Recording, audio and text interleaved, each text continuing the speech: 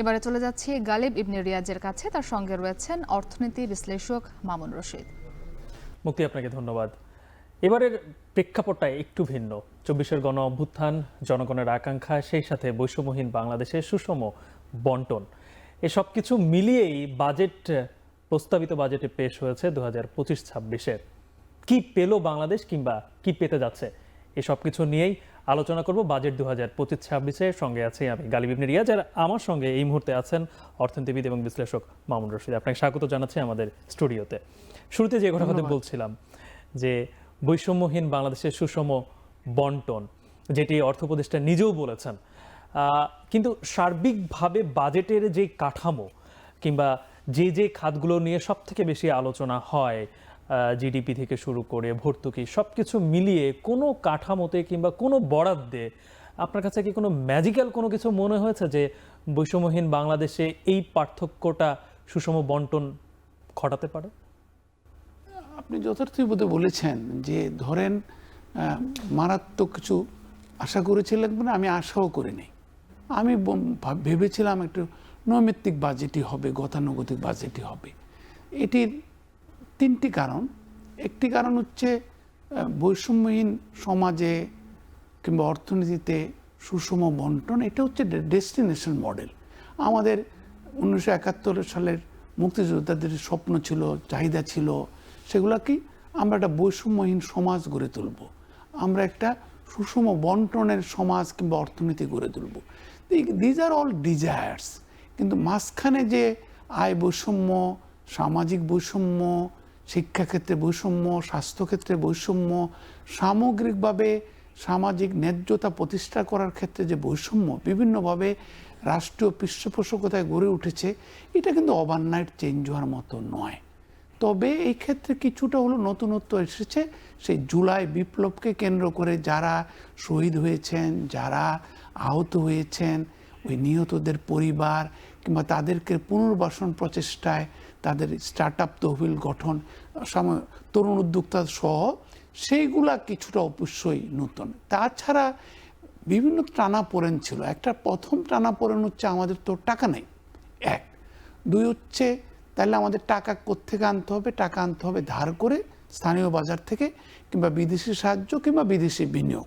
তো এগুলো বিভিন্ন সময় থাকলে অনেক আলোচনা করা যেত। এগুলা কিন্তু সাধারণত যেহেতু আমরা বিদেশি বিনিয়োগ হ্যান্ডেল করি আমাদের প্রাতিষ্ঠানিকভাবে, তো সেই ক্ষেত্রে মানে খুব কম দেশেই যদি রাজনৈতিক স্থিতিশীলতা না থাকে, অর্থনৈতিক ব্যবস্থাপনায় কিছু ডেস্টিনেশন মডেলটা ক্লিয়ার না হয়, সেই ক্ষেত্রে ওই অন্তর্বর্তীকালীন সময় সাধারণত বিনিয়োগ আসে না।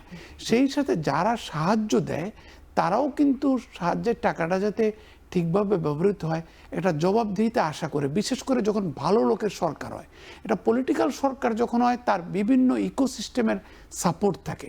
এই যে আমাদের যে এখনকার সরকারগুলোর, তাদের কিন্তু ইকোসিস্টেমের সাহস থাকে না, খুব কম সাহস থাকে। রাজনৈতিক সরকারের যে সাহসটা থাকে, ভালো লোকের সরকাররা কিন্তু দ্বিধাগ্রস্ত থাকে বেশিরভাগ সময়, কোনো ভুল করে ফেললাম কিনা। তো এই কারণে তারা যথাকাঙ্ক্ষিতভাবে সাহসী হতে পারে না।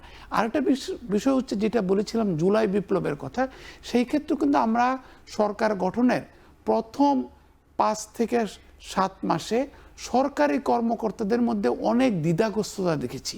তারা কিন্তু যারাই আগে সরকারের ক্যারিওভার হয়েছেন, অনেক মন্ত্রণালয়ের সচিবরা, যথার্থভাবে তারা হয়তো ভালো কিংবা কাজে কর্মে ভালো, কিন্তু আপনি জেনে থাকবেন বাজেট প্রণয়ন এবং বাস্তবায়নের ক্ষেত্রে আমাদের মতো বিকাশমান অর্থনীতিতে, আমাদের মতো ইভলভিং ইকোনমিক সিনারিওতে কিন্তু সরকারি কর্মকর্তাদের, স্থানীয় সরকার প্রশাসনের একটা বিরাট ভূমিকা থাকে।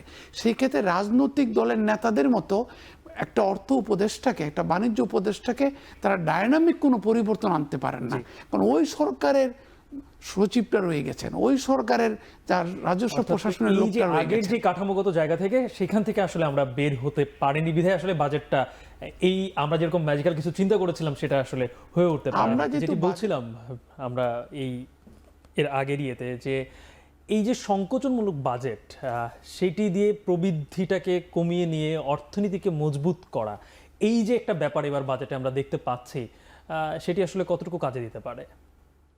অর্থনীতি সাধারণ ছাত্র হিসেবে বলি, ব্যবসা বাণিজ্য কাজ করতে হয়েছে। এগুলো আমাদের উচ্চাশা। একটা অন্তর্বর্তীকালীন সরকার থেকে টু মাচ আমরা আশা করে ফেলছি। মানে এই সময় আপনাকে তো প্রথমে বলেছি যে সরকারটা সরকার হয়ে উঠতে উঠতে সময় লেগে যায়, এবং এটা রাজনৈতিক সরকার না, এটা একটা ভালো মানুষের সরকার। মানে আপনি যদি হায়েস্ট তাদেরকে নাম্বার দেন, কয়েন দেন, তাহলে হচ্ছে কিছু ভালো মানুষ, কিছু যদি এতে। তার মধ্যে আরেকটা জিনিস হচ্ছে সরকার পরিচালনার ক্ষেত্রে আমরা নিজের চোখে দেখতে পাচ্ছি যে নৈমিত্তিক কাজকর্ম, ফাইল ক্লিয়ার করা, সরকারি কর্মকর্তাদের প্রমোশন, এই কমিটির মিটিং ওই কমিটির মিটিং করে করে, মন্ত্রিপরিষদের মিটিং করে করে খুব একটা সময়ও থাকে না চিন্তা করার। তাহলে কি করবে উনি? এই ভালো মানুষটি নির্ভর করতে হয় সরকারি কর্মকর্তাদের উপর। ওনাদের তো আর পার্টির লোকজন নাই, ওনাদের তো আর অন্য কোনো লোক নাই, তারা নিজেরও একটা টিম হয়ে উঠছেন কিনা আমার মনে হয় না এখন ওনার একটা টিম হয়েছেন। সব কিছু কিন্তু প্রধান উপদেষ্টা মুখাপেক্ষী, তাই না? মানে মূলত অর্থনৈতিক ব্যবস্থাপনার ক্ষেত্রে, বাণিজ্য ব্যবস্থাপনার ক্ষেত্রে। আরেকটি বিষয় হচ্ছে যে আপনি লক্ষ্য করেছেন যে সেটা হচ্ছে যে প্রথম দিককার কিন্তু জুলাই বিপ্লবের কারণেই, অভ্যুত্থানের কারণেই ব্যবসায়ীদের উপরে ওনাদের আস্থা রাখাটা কঠিন হয়ে দাঁড়িয়েছিল। সঙ্গত কারণেই হয়তো যে ব্যবসায়ীরা যা করেছেন বিগত সরকারের সময়। তো এখন ওনারা এখন চাচ্ছেন আবার আস্থাটা অর্জন করতে। ইন দ্য মিন টাইম কিন্তু জ্বালানি তেলের সমস্যা, ইন দ্য মিন টাইম মানে আমাদের টাকার মূল্যমান ডলারের বিপরীতে প্রায় 50% মান হারিয়েছে।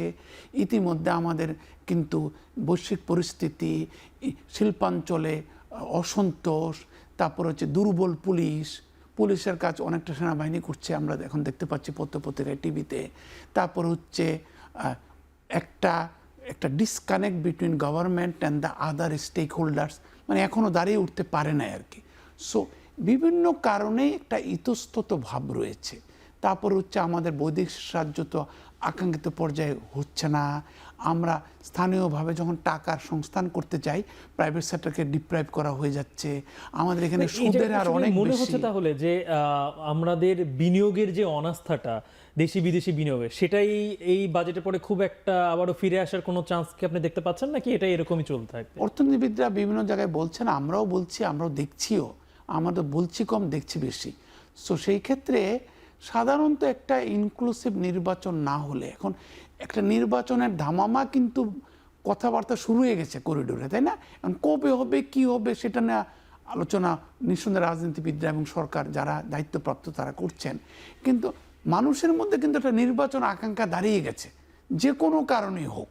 তো এখন ওই নির্বাচনটা যদি অনেক দেরি হয় তাহলে কি হবে?